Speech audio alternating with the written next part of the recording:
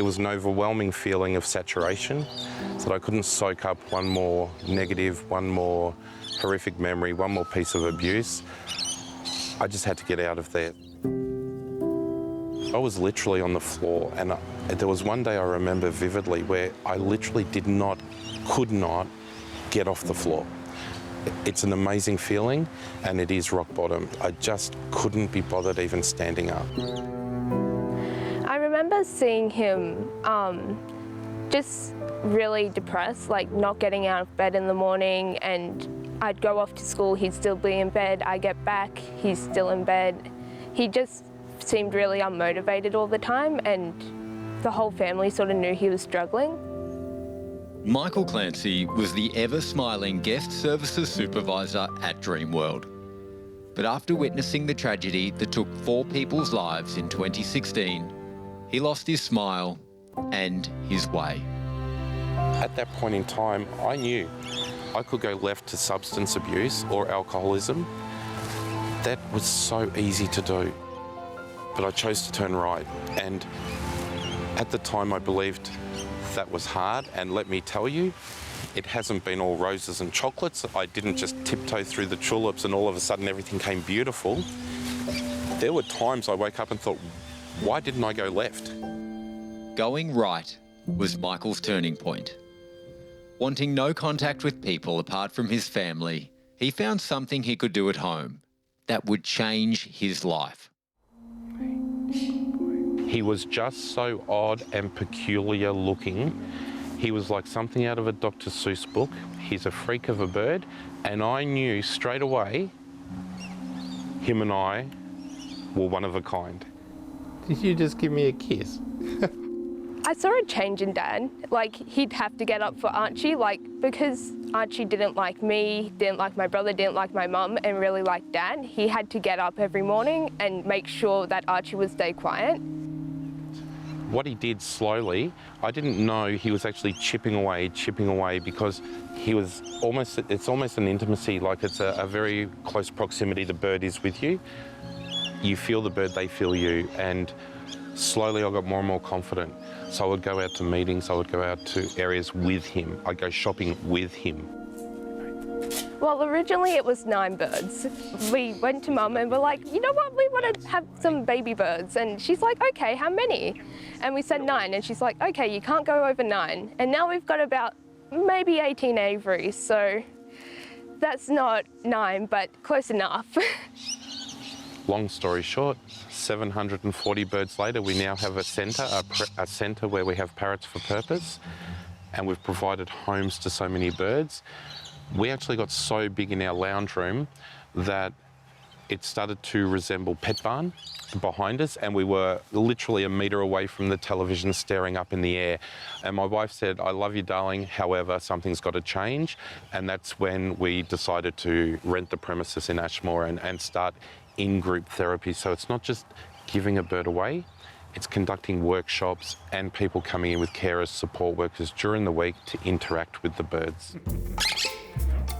Yeah, therapy animals have no expectation beside being loved, fed and treated well.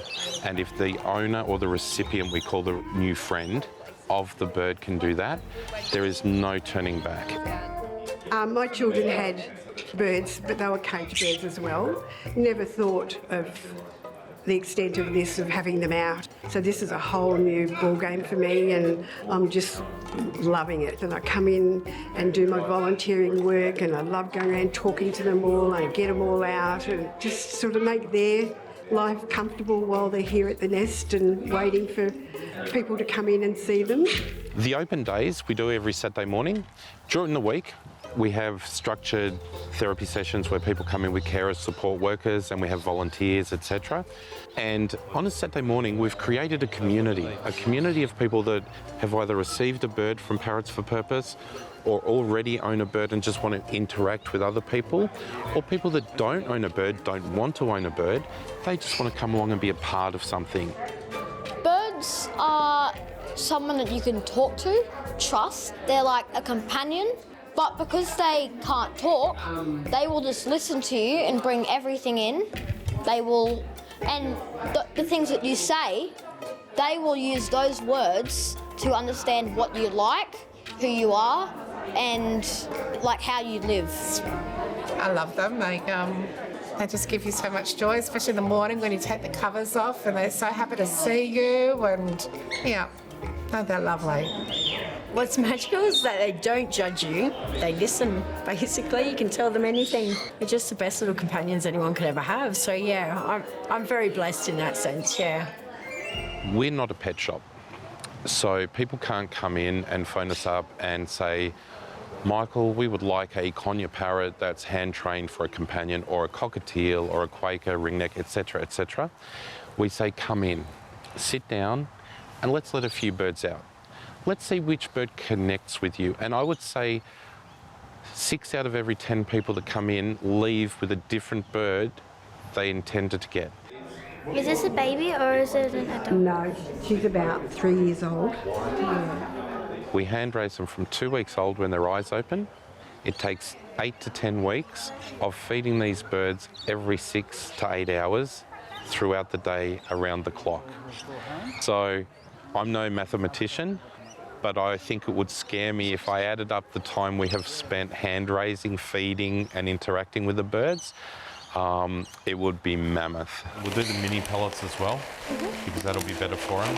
Dad doesn't picture himself doing this, but I didn't either. It was the last thing that I thought my dad would be doing. But he makes people like happy for a living now. So that's, I think, honestly, the goal that he set for himself and that he accomplished. And I think that's something to be proud of. You've got to experience that need of wanting some company, and these parrots just they can just give it to you. They've got that natural ability to nurture you at the same time as you're nurturing them.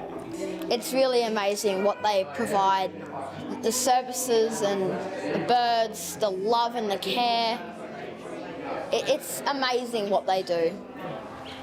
If somebody had have asked me 4 years ago, where do you think you will be? I would have said probably not here. That is the significance of what Parrots for Purpose has done for me, what Archie has done for me. It has transformed my whole view on the world. We don't want to change the world. We can't singularly change it. Our catchphrase, our motto, whatever you want to call it, is to make someone's world just a little bit happier, one bird at a time.